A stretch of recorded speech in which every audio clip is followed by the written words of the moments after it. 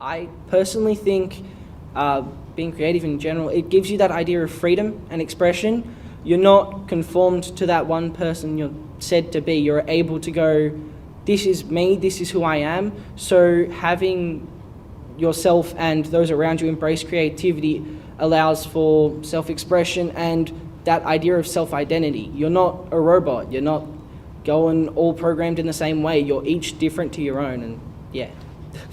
Not everyone's going to be 100% every day, and I think being able to speak about mental health makes it easier to speak to teachers or staff in the school and just like say to a teacher, you know, today I'm not feeling 100%, because I think it's unrealistic to expect that every student is going to be able to perform their best every day, and speaking more about mental health allows us to have those conversations, to recognise when someone needs support or when someone just might not be able to perform as well as they usually do. Prepared to change course. If you're not happy in what you're doing, don't stick it out and be unhappy. It's not a failure. The failure is if you stick there and try to force yourself to be comfortable. Sit back, have a clear think, talk to some people, and find another direction. And it might take 2 or 3 times, but you know you'll find your passion somewhere. If it's not where you might not be where you start off, is the question, I think.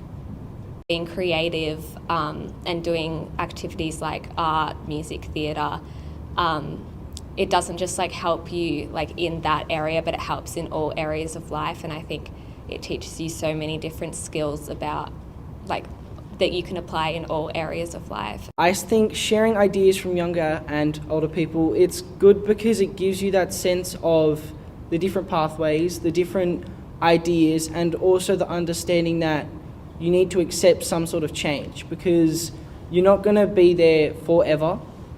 The world changes, meaning your business and ideas like that will have to change. So I guess it's that idea of listening to younger people talk, and then also someone older gives you that idea that not everything's set in stone.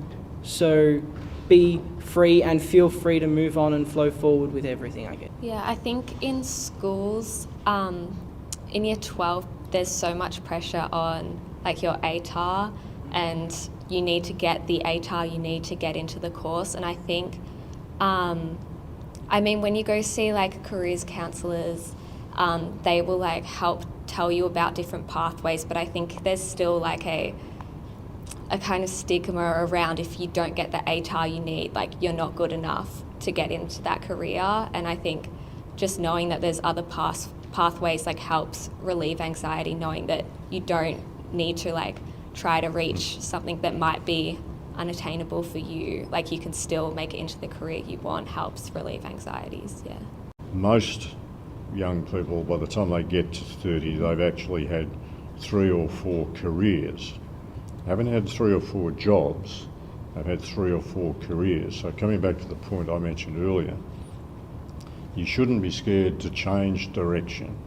You know, if you go off and you do accounting and you're working in a chartered accountant's office and you're not happy, I'd say, you know, if you think about it properly, you probably shouldn't go to a different chartered accounting firm and think that that's different. Probably you need to think, well, maybe I ought to go out and be an accountant in industry, whatever. But then you might go off and be an accountant in industry and decide that, you know, that's not for you either.